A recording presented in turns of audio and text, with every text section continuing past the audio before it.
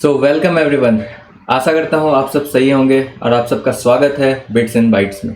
आज के इस वीडियो में हम सीखने वाले हैं आइडेंटिफायर्स, कीवर्ड्स एंड वेरिएबल्स कि पाइथन में आइडेंटिफायर्स क्या होते हैं, कीवर्ड्स क्या होते हैं और वेरिएबल्स क्या होते हैं। बेसिकली ये सिर्फ और सिर्फ पाइथन पे रिलेटेड नहीं है। कीवर्ड्स हमारे हर एक प्रोग्राम में होते हैं और आइडेंटिफायर्स के कुछ रूल्स जो हर प्रोग्राम में होते हैं, और साथ ही साथ जो हम वेरिएबल्स यूज़ करने वाले हैं वो भी हर प्रोग्राम में होते हैं। बट क्योंकि हम इसमें पाइथन से रिलेटेड बात कर रहे हैं तो हम पाइथन के रिस्पेक्ट में जानेंगे कि क्या होता है।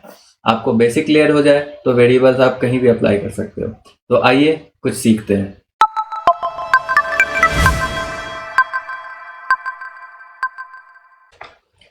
आज के हमारे वीडियो का पहला टॉपिक है कीवर्ड्स। अब कीवर्ड्स क्या होते हैं? कीवर्ड्स कुछ प्री डिफाइंड वर्ड्स होते हैं, ठीक है। अब प्री डिफाइंड क्या है? जिस वक्त पाइथन डेवलपर्स ने पाइथन को डेवलप करने का सोचा होगा उस वक्त कुछ ऐसे वर्ड्स होंगे जो कि पाइथन के लिए स्पेशल मीनिंग सेंस करते हैं। फॉर एग्जांपल मैं कहूँ इफ़, तो हम इफ़ लिख रहे हैं बट पाइथन इफ़ को समझ रहा है कि वो एक कीवर्ड है, उसका क्या मतलब है। तो वो क्या है कि जब डेवलपर बनाते हैं उस वक्त उसे इंसर्ट करके रखते हैं। वो प्री डिफाइंड वर्ड्स होते हैं विथ स्पेशल मीनिंग। तो इस तरह के वर्ड्स को हम कहते हैं कीवर्ड्स, ठीक है। अब हर प्रोग्राम में कुछ कीवर्ड्स होते हैं। अब अगर मुझे देखना हो कि पाइथन के कीवर्ड्स कौन कौन से, तो मैं क्या करूँगा, मैं सिंपली जाऊँगा आइडियली पे। आइडियली मैंने बता रखा है कि आइडियली एक इन्वायरमेंट होता है जो पाइथन के लर्निंग इन्वायरमेंट होता है। तो आपको इसमें सबसे पहले ही दिख रहा होगा कि अगर आपको चेक करना है तो आप यहाँ हेल्प टाइप कर सकते हैं। तो मैं लिखूंगा हेल्प, एंटर।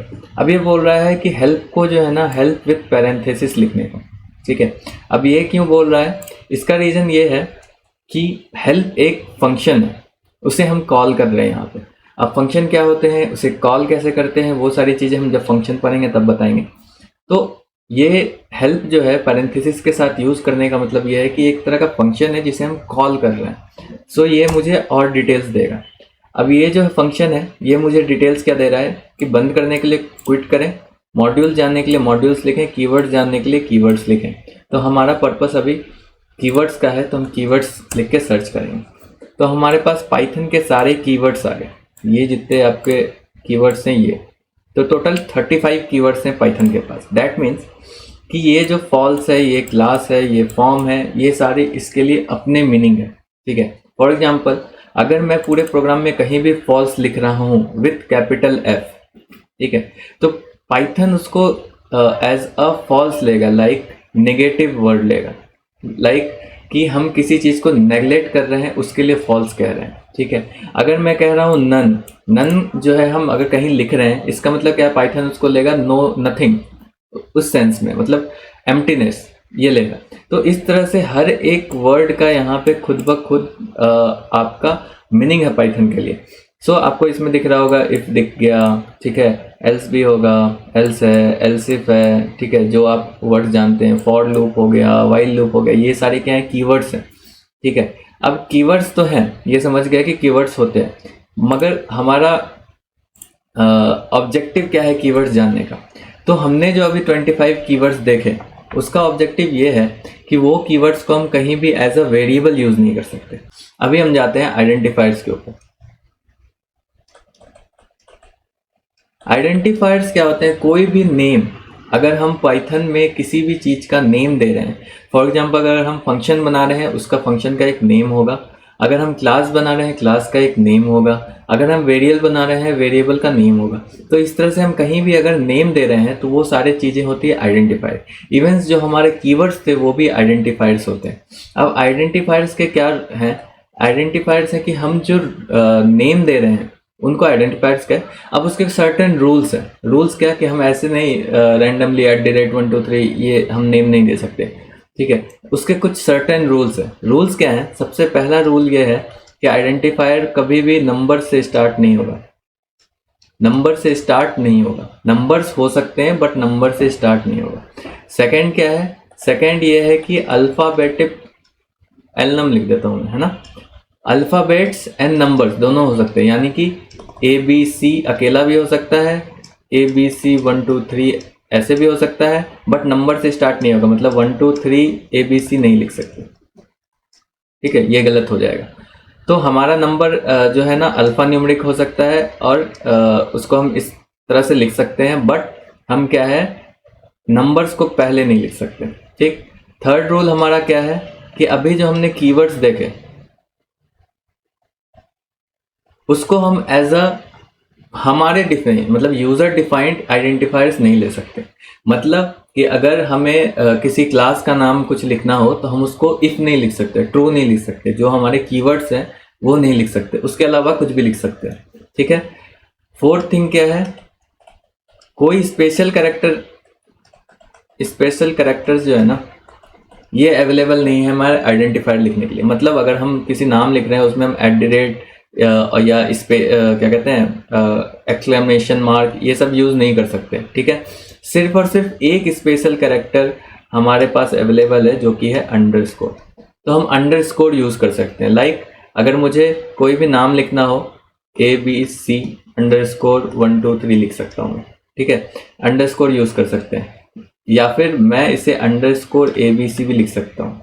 ये एक स्पेशल कंडीशन है कि जब हम किसी आइडेंटिफायर में अंडरस्कोर यूज कर रहे हैं तो हम उसको स्टार्टिंग विथ अंडरस्कोर कर सकते हैं।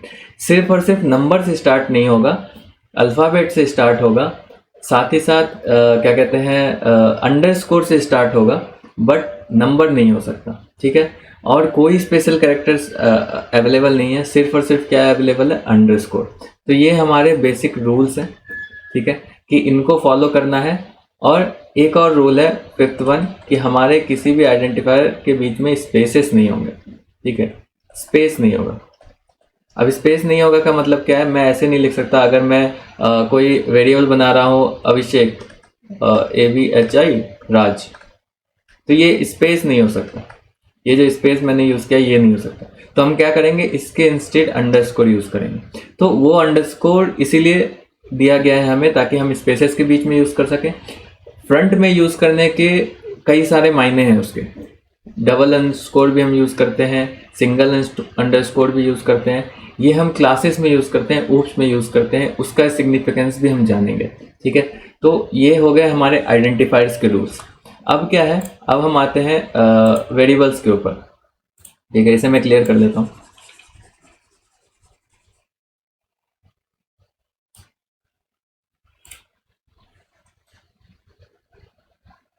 हम आते हैं वेरिएबल्स के ऊपर। तो वेरिएबल्स, अब वेरिएबल्स क्या है, वेरिएबल्स नाम से ही है जो चीज़ें चेंज हो। ठीक है, तो वेरिएबल्स क्या है, फॉर मैं एक एग्जांपल देता हूँ। अगर मुझे पाइथन को बोलना हो कि मेरे पास एक नंबर है 10, ठीक है, तो मैंने ये हार्ड कोडेड बोल दिया कि 10, लेकिन पाइथन को पता नहीं इस 10 का करना क्या है। ठीक है, तो बेसिकली इस 10 को क्या करेगा, वो एक हमारे पास मेमोरी है। ठीक है, मेमोरी को हम जनरली ब्लॉक्स में दिखाते हैं। ठीक है, मेरे पास मेमोरी है जो कि ऐसे ब्लॉक्स बने हुए हैं। ठीक है, एग्जांपल ले रहा हूँ कि ऐसे ब्लॉक्स हमारे हैं। हाँ, तो ये 10 को ले जा करके इस वाले ब्लॉक में वो 10 रख देगा। ठीक है, अब ये जो ब्लॉक है ना, इस ब्लॉक का जो एड्रेस होता है, एड्रेस मतलब क्या कि प्रोग्राम जब हम लिख रहे हैं, हमने 10 को कहीं स्टोर कराया, तो क्या होता है, एक उसके साथ हेक्स कोड ऐड होता है, मतलब 16 डिजिट का कुछ कोड ऐड होता है। ठीक है, तो उसको हम कहते हैं मेमोरी एड्रेस, मेमोरी लोकेशन, कि मेमोरी में वो डेटा कहाँ पे सेव हुआ है। ये जो 10 है ये हमारा क्या है, एक डेटा है। आगे के वीडियो में हम डेटा और डेटा टाइप्स भी जानेंगे। फिलहाल के लिए आप ये समझो कि 10 जो है ना, मेरे पास एक डेटा है, कि एक इंटीजर नंबर है 10 जो डेटा है, उसको हमें स्टोर करना है। तो हमने इस मेमोरी लोकेशन पे स्टोर कर दिया।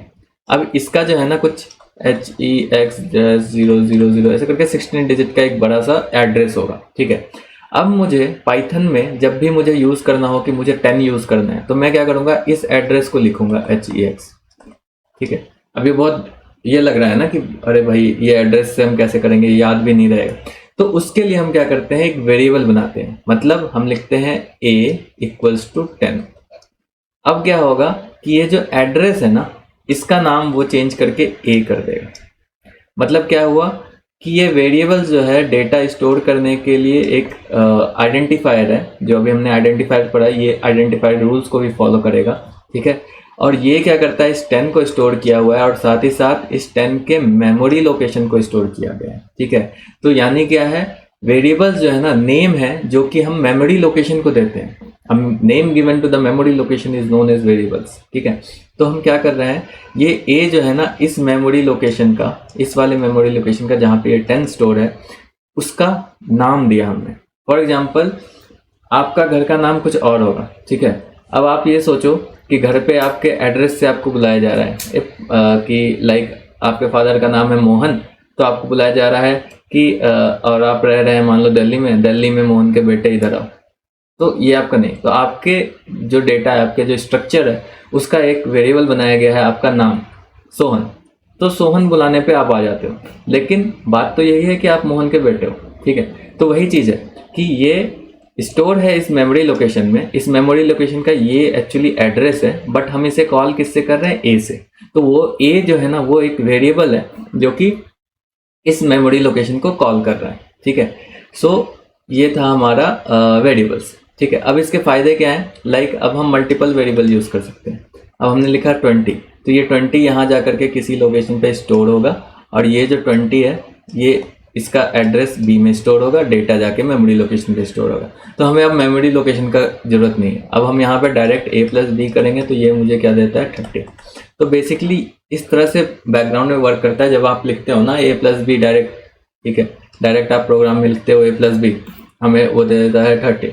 तो वो कैसे दे रहा है, वो क्या कर रहा है, इंटरनली ए के जो एड्रेस है उस पर जा रहा है, वहाँ से वैल्यू ले रहा है 10, देन बी के एड्रेस पे जा रहा है, वहाँ से वैल्यू ले रहा है 20, एंड देन उसको ऐड करके आपको 30 दे रहा है, ठीक है। अगर मैं वापस से लिख दूँ a इक्वल्स टू 30, है ना, तो क्या होगा, इसको ओवरराइट कर देगा।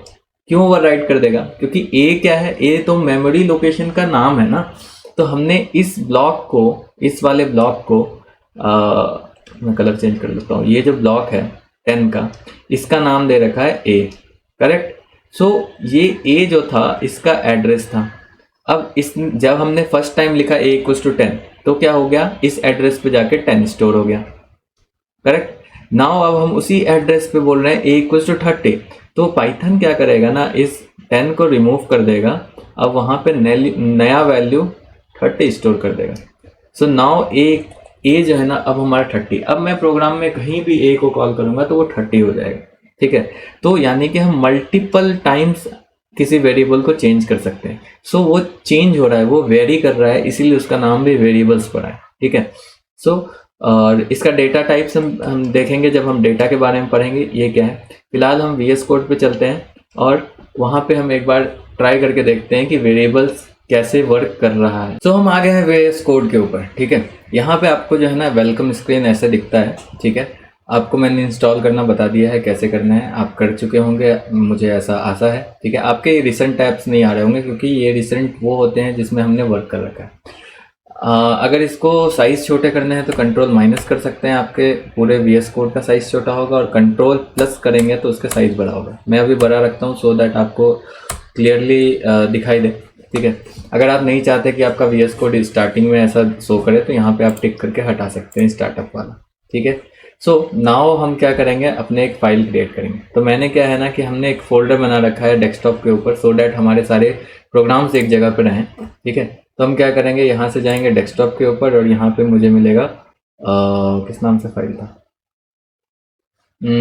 यहाँ पे हमें मिलेगा पाई ट्यूटोरियल्स, और इसको मैं सेलेक्ट करके ओपन कर सकता हूँ, ठीक है। तो ये हमारा आपको यहाँ दिख रहा होगा कि पाई ट्यूटोरियल्स नाम का फोल्डर ओपन हो गया है, और इसके अंदर अभी कुछ भी नहीं है, ठीक है।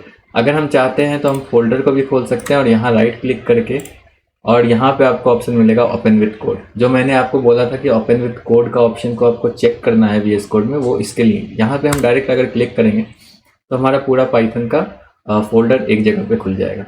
अब इसके बेनिफिट्स क्या हैं यहाँ पे फाइल्स में खोलने के, अगर मैं यहाँ फाइल्स में जा करके ओपन विद कोड करता हूँ, इसके बेनिफिट क्या हैं, बेनिफिट्स ये हैं कि अगर हम प्रीवियसली यहाँ कुछ काम कर रहे होंगे ना तो वो VS कोड रिमेंबर करके रखता है।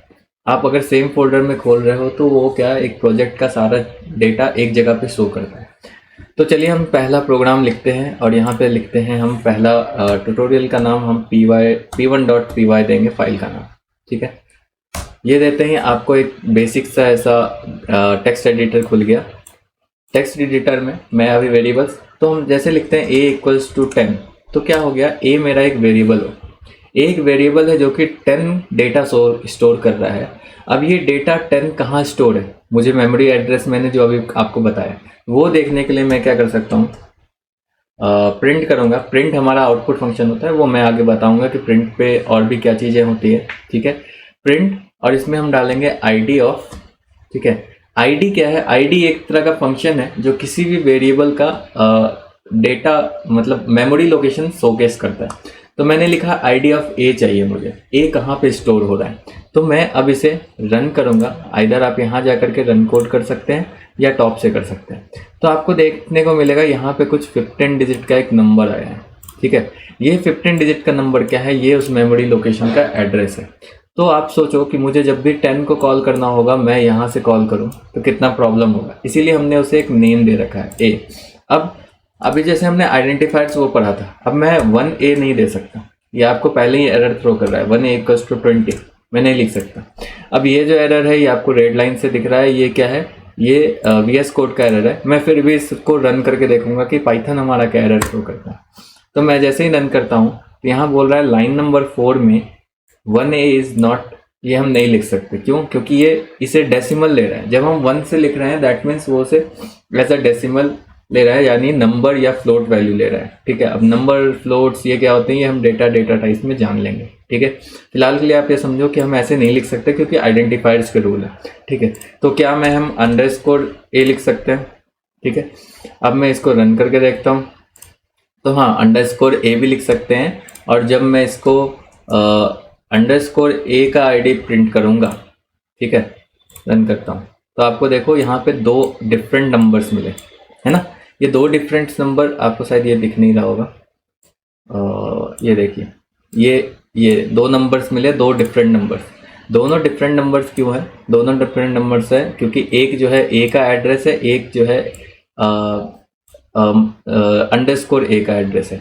सो अगर मैं यहाँ पे क्या लिखूँ, B equals to 10, okay, B equals to 10, और इसकी भी ID में प्रिंट करके देखता हूँ, है ना। सो मैंने ये प्रोग्राम लिखा, अब मैं इसे रन करता हूँ वापस से। ठीक है, अब आपको जो है ना यहाँ पे 3 डिफरेंस नंबर आ रहे होंगे। ठीक है, लेकिन आप अगर गौर से देखोगे तो जो टॉप के 2 हैं वो दोनों सेम है, करेक्ट। सो पाइथन क्या करता है, पाइथन जैसे डायनेमिकली टाइप्ड है, डायनेमिकली डेटा स्टोर करता है। उसने क्या देखा कि मेरा डेटा 10 है, ये भी डेटा 10 है, तो मैं न्यू लोकेशन क्यों जाऊं, मैं अपने स्पेस को बचाऊंगा। तो वो क्या करता है, दोनों के वैल्यू 10 है तो वो A और B दोनों का एड्रेस सेम जगह पॉइंट करता है। ठीक है, कि ये जो 10 वैल्यू है, ठीक है, 10 वैल्यू कौन है, सोहन। ठीक है, मोहन का बेटा सोहन। ठीक है, तो सोहन तो एक ही है ना, तो इसीलिए ये क्या करता है, A में स्टोर करो, B में स्टोर करो, अगर सेम वैल्यू कर रहे हो तो वो सेम एड्रेस पे स्टोर करता है। दैट मीन्स वो डायरेक्ट पॉइंट कर देता है कि 10 जो है ना हमारा इस लोकेशन पे। ठीक है, अगर मैं इसको हटा दूं, अगर आपको कंफ्यूजन हो रहा है, सिर्फ और सिर्फ A और B की बात करूं, ठीक है, एंड रन करता हूं तो आपको क्या दिखेगा कि दोनों का एड्रेस सेम है। तो क्या कर रहा है पाइथन, वो नया मेमोरी लोकेशन नहीं दे रहा उसे, वो क्या कर रहा है, उस 10 के वैल्यू, क्योंकि मेरे पाइथन के पास पहले से पता है कि 10 एक वैल्यू स्टोर्ड है, तो वो क्या कर रहा है, B को भी उसी का एड्रेस शो कर रहा है, पॉइंट कर रहा है कि B जो है ना एक्चुअली उस 10 वैल्यू को पॉइंट कर रहा है, उस 10 के मेमोरी लोकेशन को पॉइंट कर रहा है। अगर मैं यहाँ पे चेंज कर दूं 11, है ना, एंड देन रन करूं तो अब ये डिफरेंट हो गया। क्यों? क्योंकि 11 मेरे पास पहले से नहीं था। ठीक है, सो इस तरह से हमारे वेरिएबल्स काम कर रहे हैं, इस तरह से मेमोरी लोकेशन काम कर रहा है। ID से हम ये निकाल सकते हैं। आइडेंटिफायर्स आप समझ गए। कीवर्ड्स अगर मैं यहाँ पे लिखना चाहूँ इफ इक्वल्स टू 20, ये अभी ही मुझे एरर देने लगा है, करेक्ट। ठीक है, यहाँ आपको एरर दे रहा है, ये VS कोड एरर दे रहा है। ठीक है, बट जब मैं इसको रन करूँगा तो आपके एक्चुअल एरर ये है, इनवैलिड सिंटैक्स। क्यों? क्योंकि इफ जो है ना इंटरनली क्या है, एक कीवर्ड है, तो इफ को लिखने के लिए वो यहाँ पे कंडीशन होता है, वो क्या होता है, इफ, उसके बाद एक कंडीशन देना होता है ट्रू और फॉल्स का। ठीक है, सो पाइथन उस चीज को फाइंड करने का कोशिश कर रहा है कि नेक्स्ट वैल्यू मेरा ट्रू फॉल्स होना चाहिए, बट मैंने उसे क्या यूज किया, एज अ वेरिएबल। सो इसीलिए वो क्या है, एरर थ्रो कर रहा है। यहाँ पे मैं कैपिटल I कर दूं तो मैं यूज कर सकता हूँ। क्यों? क्योंकि स्मॉल if जो है वो मेरा कीवर्ड है, बट कैपिटल IF जो है ना वो मेरा कीवर्ड नहीं है। तो इस तरह से अब आपको करना क्या है मैं बताता हूँ। आपको करना ये है कि आप डिफरेंट डिफरेंट वेरिएबल्स बनाने का कोशिश करो, डिफरेंट डिफरेंट वैल्यूज असाइन करने का कोशिश करो, उनके आईडीज देखने का कोशिश करो कि आखिर जो वैल्यूज आ रहे हैं उनमें से किस तरह के वैल्यूज के जो एड्रेस है वो सेम रह जाते हैं, किस चीज़ को हम आइडेंटिफायर के रूप में यूज़ कर सकते हैं, किस चीज़ को नहीं कर सकते हैं। ठीक है, अब इस फाइल को मैं जैसे अभी रन कर रहा हूँ, इसकी जगह मैं यहाँ पे भी रन कर सकता हूँ टर्मिनल जो आपको बताया था, या आप यहाँ जा करके ओपन इंटीग्रल टर्मिनल कर सकते हो। तो इस तरह से एक टर्मिनल खुल जाएगा।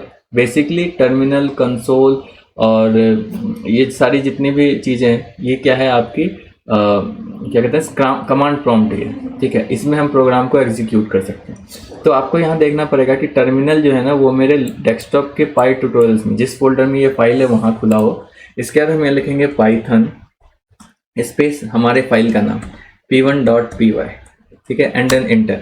तो ये सेम वे में हमें एग्जीक्यूट करके देगा। तो हम ऐसे ही एग्जीक्यूट करते हैं। एक्चुअली ये रन कोड क्या है, इजी मेथड है। तो आप कोशिश कीजिए कि यहाँ एग्जीक्यूट करें। अदरवाइज आप क्या कर सकते हैं, जहाँ पे फोल्डर है वहाँ जा करके यहाँ पे टाइप कर सकते हैं cmd टाइप करने के बाद आपके पास ये कमांड प्रॉम्प्ट आ जाएगा। इसी को हम कंसोल भी कह रहे हैं और इंटरप्रेटर भी कह रहे हैं। ठीक है, इसमें जाके हम क्या लिखेंगे, पाइथन स्पेस p1.py, एंटर। आपको क्या मिला, सेम आउटपुट, हमारे पास जो एड्रेस है वो मिला। ठीक है, अब मैं ये जो पाइथन है इसको किसी प्रोग्राम सॉफ्टवेयर में, लाइक किसी विंडोज़ में हम direct py space p1.py work कर सकते हैं, तब भी आउटपुट देगा। अब आप ये भी चेक करना आपके सिस्टम में py स्पेस फाइल नेम काम करता है या नहीं करता। अगर नहीं करता तो पाइथन आपको काम करेगा ही करेगा। ठीक है, शायद मैक ओएस में आपको यहाँ पे पाइथन 3 लिखना पड़े।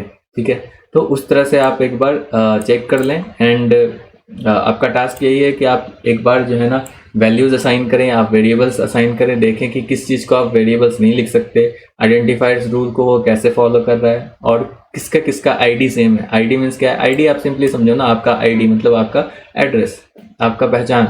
तो ये इस वैल्यू का जो पहचान है वो इसका एड्रेस है, जो कि मेमोरी लोकेशन में वो कहाँ स्टोर है। तो मैं आशा करता हूँ इस वीडियो से आप सभी को समझ में आया होगा कि हमारे कीवर्ड्स, आइडेंटिफायर्स और वेरिएबल्स क्या होते हैं। तो इसमें हमने पाइथन के रिस्पेक्ट में सीखा, बट कॉन्सेप्ट सब सारे के सारे प्रोग्रामिंग लैंग्वेज में सेम होते हैं। सो आप कॉन्सेप्ट समझने पे ज़्यादा ध्यान दीजिए इंस्टेड ऑफ पाइथन सीखने पे, सो डैट अनदर अगर आपको कभी स्विच भी करना हुआ दूसरे प्रोग्रामिंग लैंग्वेज में तो आप इजीली स्विच कर सकते हैं। तब तक के लिए इस प्लेलिस्ट को एक्सेस कर लीजिए, ज़्यादा से ज़्यादा शेयर कीजिए ताकि आपके दोस्त भी सीख सकें, और लाइक एंड सब्सक्राइब तो जरूर कर दीजिएगा। धन्यवाद।